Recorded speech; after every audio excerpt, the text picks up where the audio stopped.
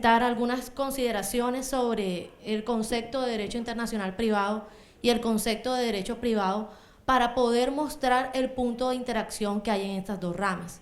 Y además, pues, señalar el efecto y las consecuencias de dicha interacción. Finalmente, presentaré unas breves conclusiones. Bien, en cuanto al concepto de derecho internacional privado, debo empezar por acotar que el derecho internacional privado es una rama que se considera del derecho interno de cada uno de los estados y que tiene como objeto solucionar o presentar soluciones a los conflictos que puedan derivarse de situaciones privadas en las que concurran elementos internacionales o extranjeros. Eso me lleva a traer dos conceptos de derecho internacional privado, porque hay muchísimos y cada autor lo construye de acuerdo con su posición. Y uno de estos conceptos, me permito pues citar al doctor Fernández Rosas, que está con nosotros presente y a quien tenemos el gusto de tener como ponente invitado en la tarde de hoy, y que ha señalado que el derecho internacional privado es el conjunto de principios y normas que regulan las situaciones internacionales. También me permito traer el concepto del profesor Yanguas Mesía, que dice que el derecho internacional privado es aquella rama del derecho que determina la competencia legislativa y jurisdiccional de los distintos estados y señala la ley aplicable a las relaciones jurídicas que no dependen por entero de una sola legislación. Con estos dos conceptos quiero señalar que el derecho internacional privado, que puede parecer una ciencia un poco esotérica para algunos, pues básicamente se dedica a responder dos interrogantes. Y es, en primera instancia, ¿cuál es la ley aplicable a una situación privada que contiene elementos extranjeros o una situación privada internacional? ¿Y cuáles son los jueces competentes para dirimir los conflictos derivados de esas situaciones? Entonces, pensemos, por ejemplo, en una situación privada que podría ser un contrato entre dos partes que tienen su domicilio en estados diferentes. El juez que suscitaba una controversia, el juez que examine esa situación, va a tener que enfrentarse en primera instancia, antes de solucionar el fondo del asunto, a esos dos interrogantes. Es decir, primero, ¿tiene jurisdicción y competencia para conocer de ese caso? Pues tenida en cuenta el elemento internacional o los elementos internacionales que tenga esa situación, y seguidamente cuál es la ley aplicable a esa situación.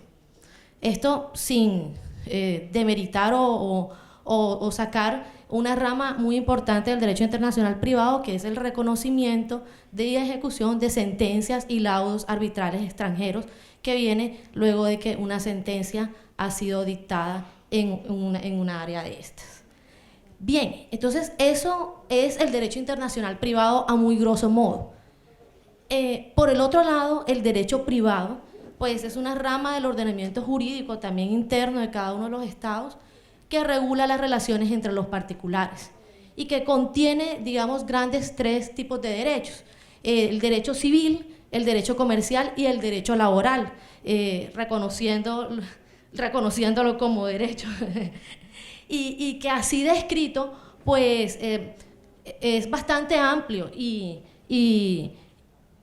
se ocupa, pues, de la persona como sujeto de derechos y obligaciones, de sus relaciones familiares, de su actividad profesional y de su relación con la empresa, de los derechos reales, de sus obligaciones contractuales o sus obligaciones en general y pues de los contratos. Entonces el derecho privado también a grosso modo.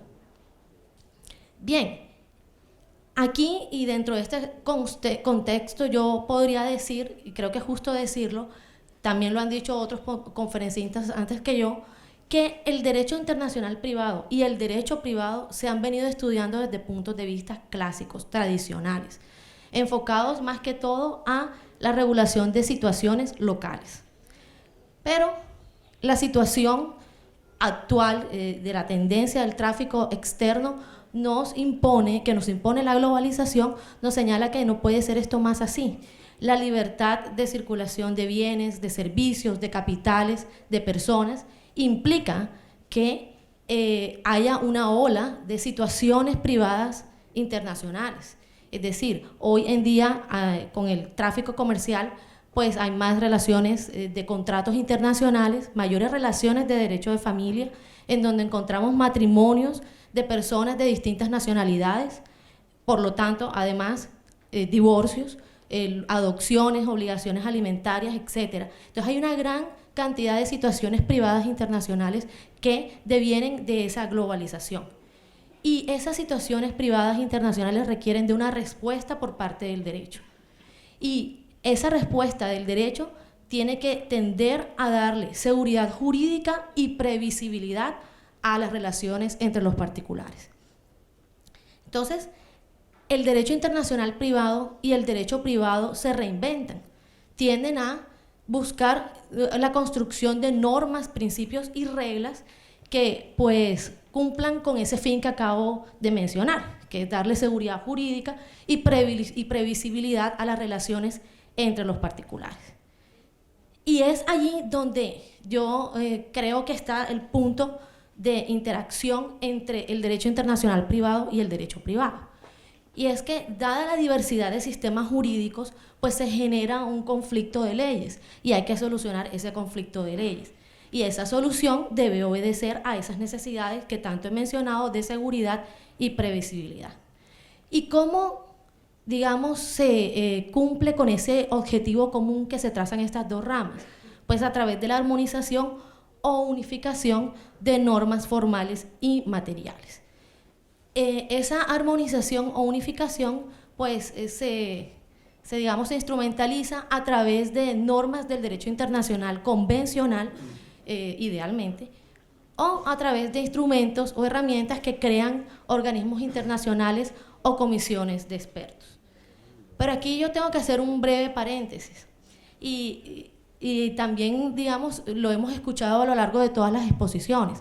La armonización y la unificación no son dos términos idénticos, son digamos, diferentes. La armonización obedece a un principio de aproximación del derecho de diferentes jurisdicciones y se alcanza a través, por ejemplo, de leyes modelos, restatements o construcción de principios o reglas comunes. Mientras que la unificación, citando a la profesora Luciana Scotti, es la elaboración de un texto normativo idéntico, uniforme, único para todos los países, que a su vez puede unificar normas directas, sustanciales, materiales o las denominadas normas indirectas o reglas de conflicto. Y la unificación pues se alcanza a través, más que todo, de tratados o convenciones internacionales. Bien, cerrado entonces este paréntesis, yo creo que aquí tengo que distinguir entonces entre tres tipos de armonización o unificación de normas que se dan a raíz del derecho internacional privado y del derecho privado.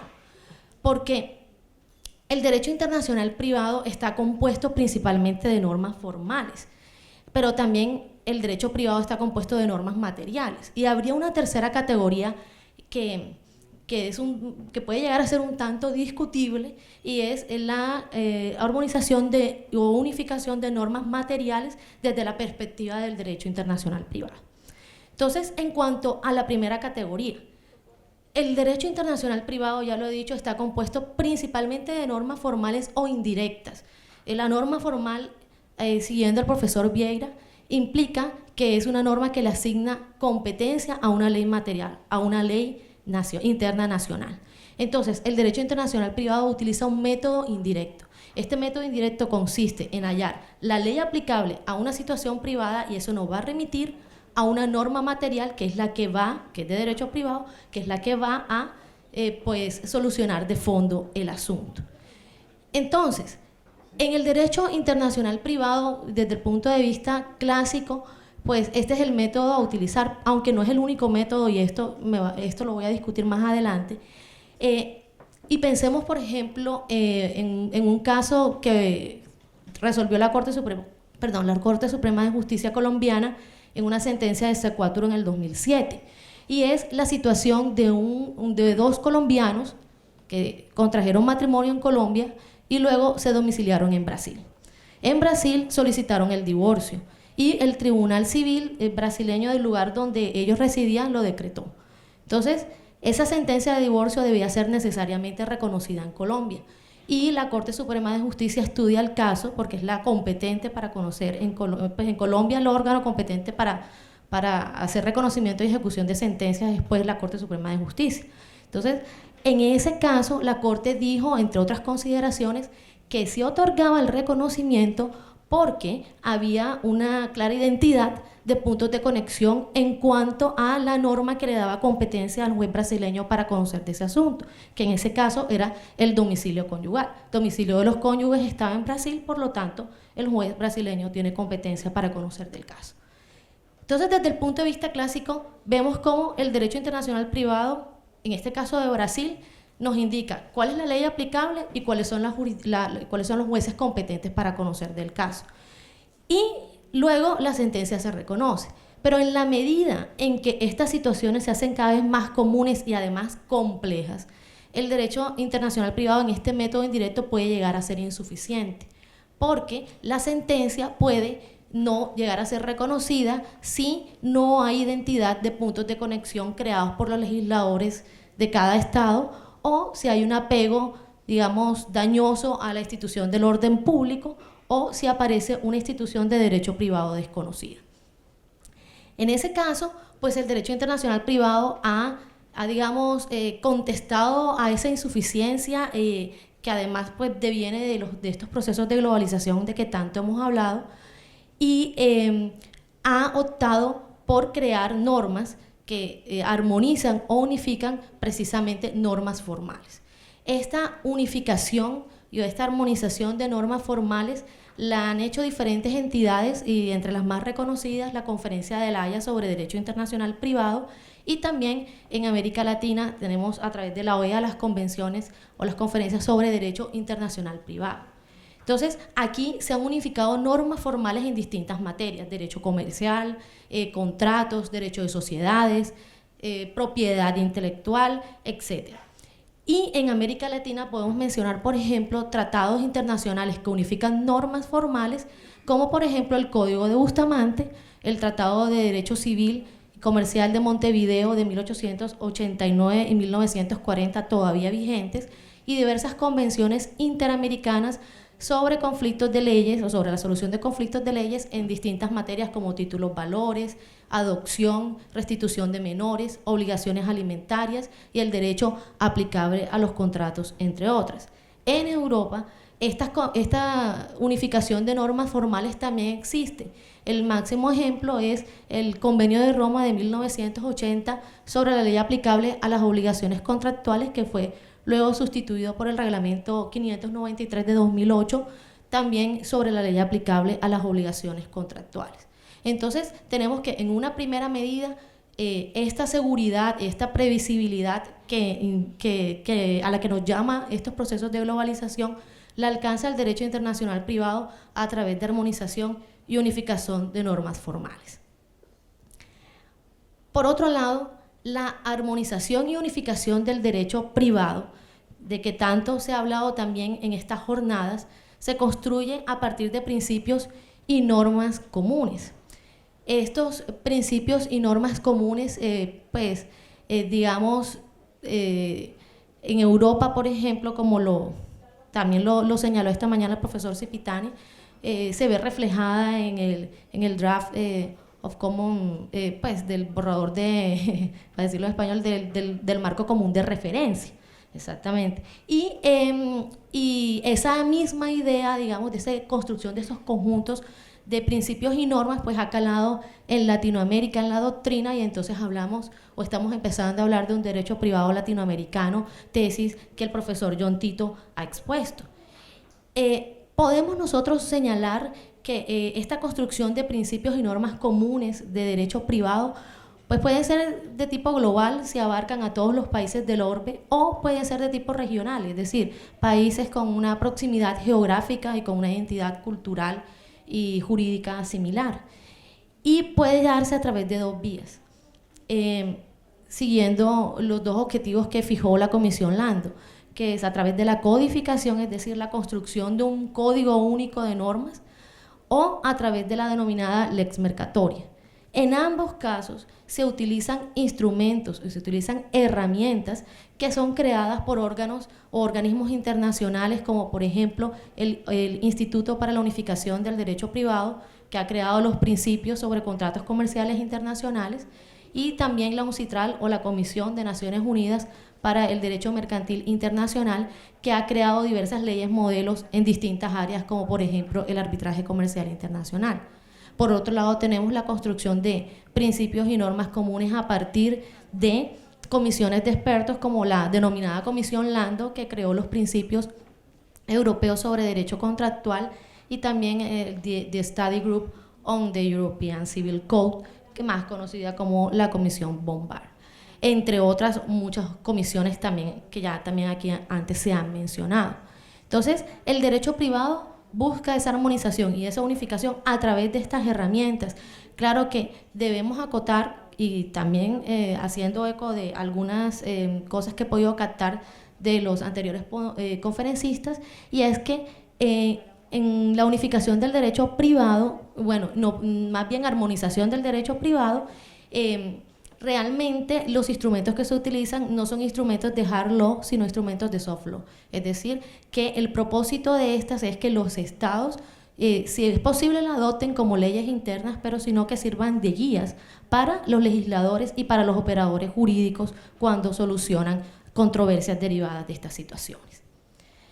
Bien, el tercer punto que como les dije en un principio, puede llegar a ser problemático para aquellos que consideran que no existen normas sustantivas en el derecho internacional privado, es precisamente la unificación o armonización de normas materiales del derecho internacional privado. Entonces, básicamente lo que aquí se plantea es si puede el derecho internacional privado utilizar como método de reglamentación la armonización o unificación de normas materiales. Por ejemplo, para el profesor Vieira, la mejor fórmula para la solución de los conflictos suscitados por las relaciones jurídicas extranacionales está dada por la elaboración de normas materiales, de ser posible insertas en tratados. Entonces, desde la concepción universalista del derecho internacional privado, se concibe la existencia de un derecho material extranacional, y diversos autores en la doctrina han contestado a esta pregunta de forma afirmativa, básicamente estableciendo que la armonización o unificación del derecho material es un instrumento o es un método mejor del derecho internacional privado. El derecho internacional privado utiliza un método indirecto, pero también podrá llegar a utilizar un método directo, es decir, soluciona el conflicto que se deriva de la situación privada internacional a través de la creación de una norma material que de una vez dirime la controversia.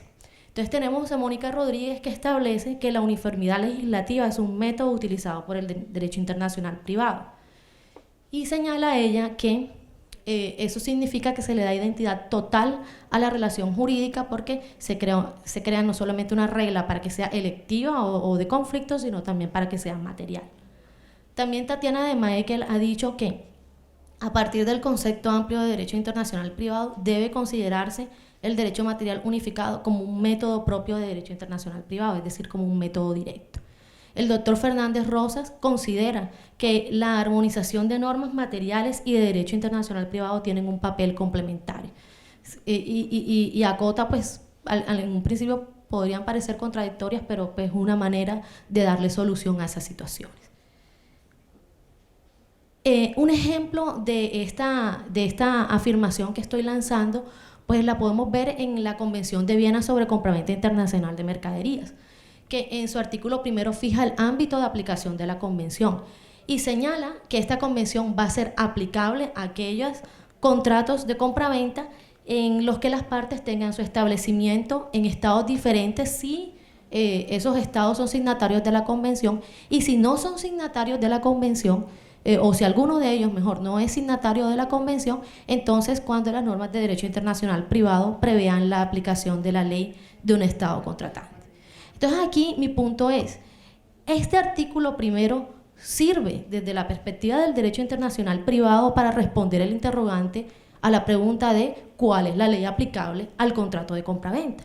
Eso nos lo dice el artículo primero. Entonces el artículo primero es que una norma de derecho internacional privado de carácter, digamos, formal, y el resto de la convención sirve como norma material para solucionar el fondo de las controversias que se deriven del contrato de compraventa que estemos estudiando.